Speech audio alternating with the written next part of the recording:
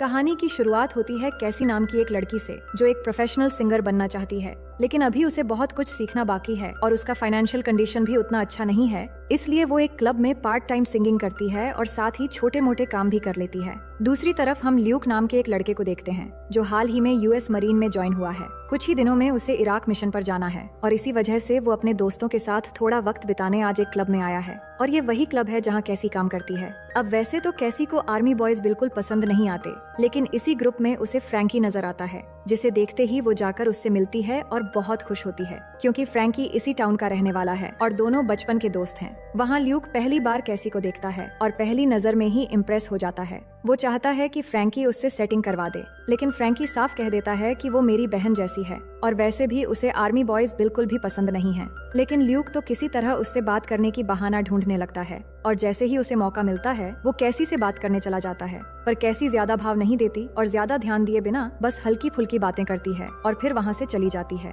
Club से निकलकर जैसे ही वो अपनी गाड़ी में बैठती है तो हमें पता चलता है कि कैसी को डायबिटीज है। वो खुद को इंसुलिन इंजेक्शन लगाती है, लेकिन ये उसकी आखिरी डोज होती है। इसी वजह से अगले सीन में हम उसे मेडिकल स्टोर में इंसुलिन खरीदते हुए देखते हैं, लेकिन दिक्कत ये होती है कि उसके पास इंजेक्शन खरीदने के पूरे पैसे नहीं होते। तभी अचानक उसकी माँ वहाँ आती है और थोड़े पैसे देकर मदद करती है, पर इतने पैसे भी पूरे नहीं पड़ते और वो इंसुलिन खरीद नहीं पाती, तो मजबूरी में वो खाली हाथ घर लौट आती है। इसके बाद ल्यूक को देखते हैं जो रनिंग कर रहा होता है, लेकिन तभी कार लेकर जॉनो नाम का एक लड़का उसके पीछे पड़ जाता है। ल्यूक भागने की कोशिश करता है पर उससे बच नहीं पाता। जॉनो गुस्से में कहता है कि मेरे $10,000 कब वापस करेगा। असल में ल्यूक ने उससे उधार लिया था, लेकिन इस वक्त उसके पास पैसे नहीं होते, इसलिए वो अगले हफ्ते देने का वादा करके वहाँ से निकल जाता है। इसके बाद हमें कैसी को दिखाया जाता है जो एक छोटे से रेंटल अपार्टमेंट में रहती है। उसकी मॉम मिलने आई होती है जो लैंडलॉर्ड का वार्निंग लेटर देख लेती है, जिसमें लिखा था कि अगर किराया नहीं भरा तो घर खाली करना पड़ेगा। मॉम ये देखकर परेशान होती है कि मेरे साथ वापस घर चलो,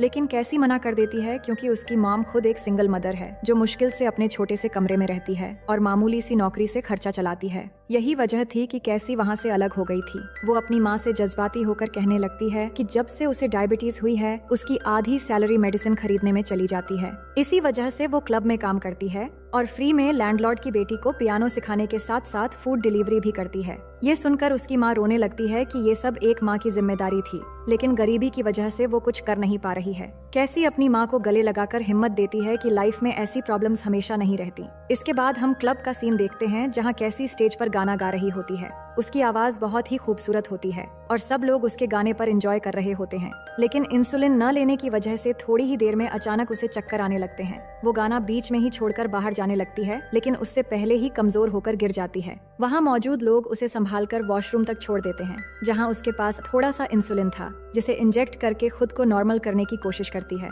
इसी बीच उसकी नजर एक यूएस मरीन के बैच पर पड़ती है, जिसे देखकर उसे एक आइडिया आता है। फिर अगली सुबह वो सीधा फ्रैंकी के घर पहुंच जाती है, लेकिन वहाँ फ्रैंकी के साथ ल्यूक भी रहता है, तो कैसी थोड़ी देर उसे बाहर रुकने के लिए कहती है। इसके बाद वो फ्रैंकी को बताने लगती है कि पहले तो मैं अपना खर्चा चला लेती थी, लेकिन जब से मुझे डायबिटीज हुई तब से मुझे रेंट भरने के साथ साथ इंसुलिन अफोर्ड करने में बहुत मुश्किल हो रही है। मैंने सुना है कि यूएस मरीन्स की वाइफ को गवर्नमेंट की तरफ से फुल हेल्थ इंश्योरेंस मिलता है और शादीशुदा कपल को एक्स्ट्रा पेमेंट भी मिलता है, जो 2 लोगों का खर्चा निकालने के लिए काफी होता है। इसीलिए मेरे पास एक आइडिया है कि अगर हम दोनों शादी कर लें तो ये सारी फैसिलिटीज हमें मिल जाएंगी। बाद में चाहे तो दोनों अलग भी हो सकते हैं, पर शादी से मिलने वाला इंश्योरेंस और कपल पेमेंट हम आपस में बांट लेंगे। लेकिन उनकी बातें ल्यूक बाहर से सुनकर तुरंत अंदर आता है और उन्हें समझाने लगता है कि गवर्नमेंट के साथ स्कैम करना ठीक नहीं है। अगर पकड़े गए तो लड़की को जेल होगी और सिपाही का तो सीधा कोर्ट मार्शल होगा। ये सुनकर कैसी भड़क जाती है कि तुम्हें एडवाइस देने के लिए किसने कहा।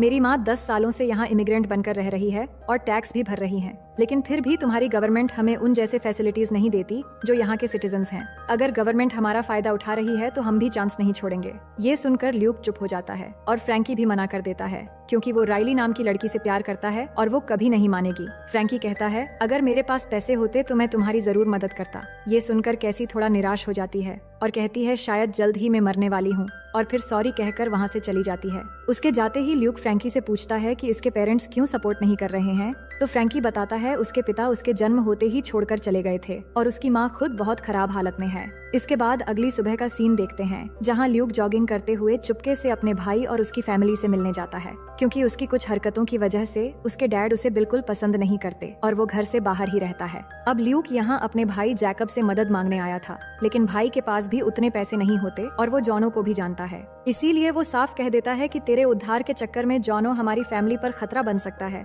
इसलिए प्लीज पैसों के लिए मत आया कर, मैं इतने पैसे नहीं दे सकता। ल्यूक निराश होकर वापस चला जाता है और मजबूरी में इस महीने की सैलरी में से सिर्फ $200 किसी तरह बचाकर जॉनो के पास पहुंचता है। लेकिन जॉनो गुस्से में उस पर बंदूक तान देता है तो ल्यूक मजबूरी में अपनी जान बचाने के लिए कैसी के फेक मैरिज का आइडिया उसे बताता है और वादा करता है कि उससे मिलने वाले पैसों से वो कर्जा चुका देगा। इसके बाद ल्यूक खुद ही कैसी को मिलने बुलाता है और बताता है कि तुम्हारा फाइनेंशियल प्रॉब्लम सॉल्व हो जाएगा और मुझे भी कुछ पैसे मिल जाएंगे।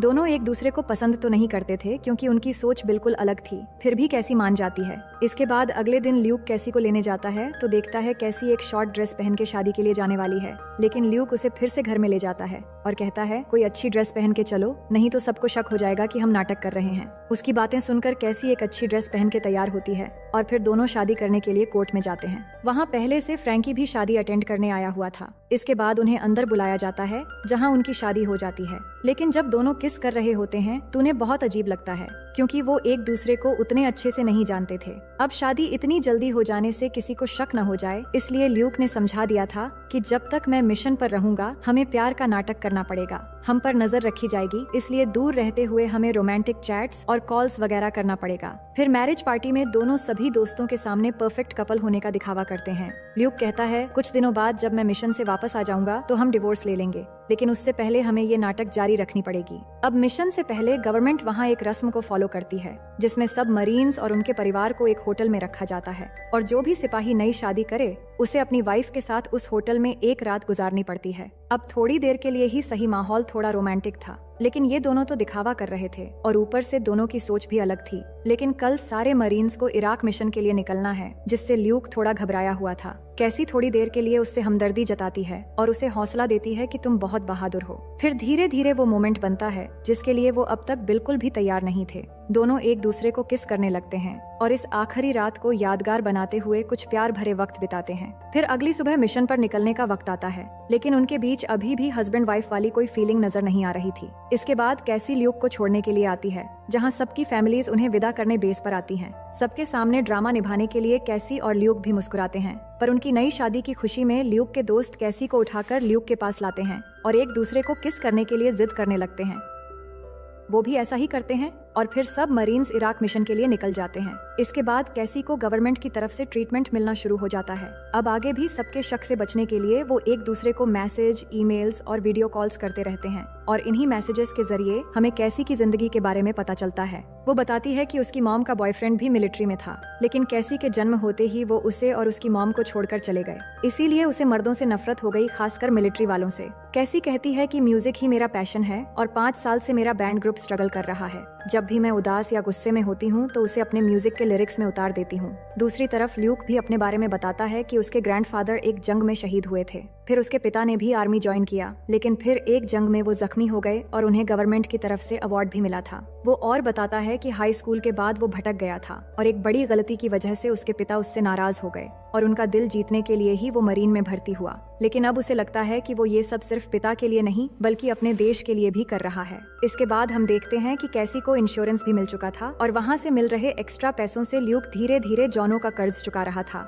इसी बीच आर्मी वालों की बहादुरी से इंस्पायर्ड होकर कैसी एक सॉन्ग लिखती है और सबसे पहले वो इसे वीडियो कॉल पर ल्यूक और उसके दोस्तों को सुनाती है। गाना सुनकर सबकी आंखें नम हो जाती हैं और सबको बहुत पसंद भी आता है, क्योंकि ये गाना कैसी ने सिपाहियों की सलामती और घर वापसी पर लिखी थी। इसके बाद कैसी वही सॉन्ग लॉन्च करती है और किस्मत से एक ऑर्गेनाइजर उसे एक बड़े म्यूजिक फेस्टिवल में गाने का ऑफर दे देता है। कैसी बहुत खुश होती है क्योंकि अब उसके लाइफ में एक बेहतरीन मोड आया है। फिर जब फेस्टिवल पर वो गाना परफॉर्म करती है तो उसका गाना हर किसी के दिल को छू जाता है। देखते ही देखते वो गाना वायरल हो जाता है और वो पूरे देश भर में फेमस होने लगती है। लेकिन जैसे जैसे उसकी लाइफ ट्रैक पर आ रही थी वैसे ही ल्यूक से कांटेक्ट कम होने लगा था। कैसी उसे बार बार वॉइस मेल छोड़ती है, ये सोचकर कि शायद वो मिशन में बिजी होगा, और सच में उस समय इराक की हालात बहुत ही ज्यादा खराब थीं। अब कैसी अपनी सक्सेस को सेलिब्रेट ही कर रही थी कि अचानक उसे मरीन्स की तरफ से कॉल आता है। वो बताते हैं कि उसका हस्बैंड ल्यूक जंग में बॉम्ब ब्लास्ट की वजह से बुरी तरह जख्मी हो गया है और इस वक्त उसकी सर्जरी चल रही है। ये सुनकर कैसी घबरा जाती है और तभी उसे याद आता है कि ल्यूक ने कहा था, अगर इस मिशन के दौरान मुझे कुछ भी हो जाए तो मेरे भाई जैकब के पास जाकर उसे सच बता देना और याद रहे कि मेरे डैड को इन सब के बारे में कुछ भी पता न चले। अब कैसी फौरन एड्रेस निकालकर जैकब से मिलने पहुंच जाती है, लेकिन वहाँ उसकी मुलाकात ल्यूक के डैड से हो जाती है और बातों बातों में वो मजबूरन सब बता देती है कि वो ल्यूक की वाइफ है और ल्यूक जंग में घायल हो गया है। ये सुनकर उसके फादर हैरान होते हैं, क्योंकि उनके लिए तो ये खबर नहीं थी कि ल्यूक न सिर्फ शादीशुदा है बल्कि मरीन में भी है। फिर वो सब तुरंत ल्यूक के पास पहुंचते हैं, जहां हम देखते हैं कि ल्यूक के पैर बुरी तरह जख्मी हो चुका है। अब न वो चल सकता था और न ही मरीन ज्वाइन कर सकता था। ल्यूक अपनी फैमिली और खासकर अपने डैड को देखकर सरप्राइज हो जाता है, मगर उसके डैड उसे देखकर प्राउड करते हैं कि मेरे बेटे ने देश के लिए अपनी जान जोखिम में डाली है। अब क्योंकि उसके डैड को सब कुछ पता चल चुका है, इसलिए ल्यूक और कैसी वहाँ भी उनके सामने हस्बैंड वाइफ होने का नाटक करते हैं। लेकिन जब उसका डैड बाहर जाते हैं तो ल्यूक कैसी पर गुस्सा करने लगता है कि तुमने डैड को क्यों बताया, वो मरीन्स इंटेलिजेंस ऑफिसर रह चुके हैं, उन्हें हमारी शादी पर शक हो जाएगा। असल में प्लान ये था कि मिशन से लौटकर ल्यूक कैसी को डिवोर्स दे देगा, तब तक उनका 1 साल का इंश्योरेंस चलता रहेगा और पैसे भी जमा हो जाएंगे। लेकिन अब डिवोर्स हुआ तो सबसे पहले उसके डैड उसे नहीं छोड़ेंगे और सब ड्रामे का पर्दाफाश हो जाएगा। इसलिए ल्यूक कहता है, जब तक मैं ठीक नहीं हो जाता तुम्हें मेरे साथ रहना पड़ेगा, और साथ ही ये भी बताता है कि उसका दोस्त फ्रैंकी इस मिशन में शहीद हो गया। ये सुनकर कैसी बहुत दुखी होकर रोते हुए वहाँ से सीधा फ्रैंकी के फ्यूनरल पर पहुँचती है और बहुत रोती है। फिर कुछ दिन बाद जब ल्यूक हॉस्पिटल से डिस्चार्ज होता है तो उसके फादर और भाई उसे कैसी के घर छोड़ आते हैं, लेकिन वहाँ पहुंचकर दोनों आपस में खूब बहस करते हैं, मगर मजबूरी में ये तय करते हैं कि कुछ समय के लिए साथ रहकर दोनों समझौता कर लेंगे। और बीच बीच में उसके फादर और भाई उनसे मिलने भी आया करते हैं। इसी दौरान धीरे धीरे ल्यूक कैसी को और थोड़ा पसंद करने लगता है, मगर कैसी अब भी दूरी बनाए रखना चाहती है। लेकिन वक्त के साथ दोनों की नफरतें कम होने लगती हैं और कैसी भी ल्यूक का अच्छे से ख्याल रखने लगती है। पहले तो ल्यूक सोफे पर सोता था और उनके बीच हस्बैंड वाइफ जैसी कोई बात नहीं थी, लेकिन अब दोनों एक ही बेड शेयर करने लगते हैं, यानी कहीं न कहीं उनके बीच हमदर्दी और भरोसे की एक डोर बनने लगी थी। फिर एक दिन कैसी और जैकब ल्यूक के लिए एक प्यारा सा डॉग घर ले आते हैं। अब ल्यूक थोड़ा बहुत चलने भी लगा था और धीरे धीरे कैसी भी उसकी फैमिली का हिस्सा बनने लगी थी। लेकिन कहानी यहाँ एक मोड़ लेती है, जहाँ एक रात जब कैसी परफॉर्म करने गई होती है, तभी उनकी लैंडलाइन पर कैसी की मॉम का फोन आता है। ल्यूक कॉल उठाता है तो मॉम की बातें सुनकर वो घबराहट में जल्दी उनके घर पहुँचता है। तभी कैसी भी वहाँ पहुँचती है और उन्हें पता चलता है कि किसी ने घर की खिड़की और दरवाजे तोड़कर उन्हें डराने की कोशिश की है। ल्यूक फौरन पुलिस को कॉल करता है, लेकिन पुलिस के आने से पहले वो अंदर चेक करने जाता है। तभी उसके फोन पर जॉनो का कॉल आता है, जो उसे धमकी देता है कि जल्दी मेरे सारे पैसे वापस कर दे, नहीं तो ऐसे ही मैं तेरे रिश्तेदारों को डराता रहूंगा और तेरे झूठी शादी वाली कहानी भी सबको बता दूंगा। ल्यूक समझ जाता है कि जॉनो उसके लिए खतरा बनता जा रहा है, इसलिए अगली सुबह वो चुपके से जॉनो के पीछे जाकर एक पार्किंग लॉट में उस पर अटैक कर देता है और उसे थोड़ा बहुत पीटने के बाद वार्निंग देता है कि मेरी फैमिली से दूर रहना। साथ ही उसे बाकी सारे पैसे देकर हमेशा के लिए कर्जा भी चुका देता है। इसके बाद ल्यूक अपने दोस्त फ्रैंकी की कब्र पर जाता है, जहां वो रोते हुए अपनी तन्हाई बयान करता है और कहता है, अब कैसी मेरी सबसे अच्छी दोस्त है और हम तुझे बहुत मिस करते हैं। इसके बाद ल्यूक जब घर पहुंचता है तो कैसी बताती है कि उसकी माँ ने फोन पर कहा कि एक अजनबी लड़का उनके पास आया और उसने ल्यूक के बारे में सब कुछ बता दिया, यहाँ तक कि उनकी झूठी शादी वाली बात भी, और वो कोई और नहीं बल्कि जॉनो ही था। इस बात को लेकर कैसी गुस्सा करने लगती है कि तुमने आज तक मुझे जॉनो के बारे में क्यों नहीं बताया, वो मेरी मॉम तक पहुंच चुका है और आगे वो कुछ भी कर सकता है। अब मजबूरी में ल्यूक अपने पास्ट के बारे में सब कुछ बताने लगता है। उसके मॉम की मौत के बाद वो डिप्रेशन में जाकर ड्रग्स का आदी बन गया था। ड्रग्स जॉनो देता था। नशे में उसने अपने डैड की गैराज से एक कस्टमर की महंगी कार चुरा ली, जिससे डैड पर मुसीबत आ गई। ल्यूक ने जॉनो से $10,000 लेकर मामला सुलझाया, लेकिन डैड ने गुस्से में उसे घर से निकाल दिया। ये सब सुनकर कैसी को और भी गुस्सा आता है। उसे लगता है कि जिस इंसान पर उसे भरोसा होने लगा था, वही भरोसा अब टूट चुका है।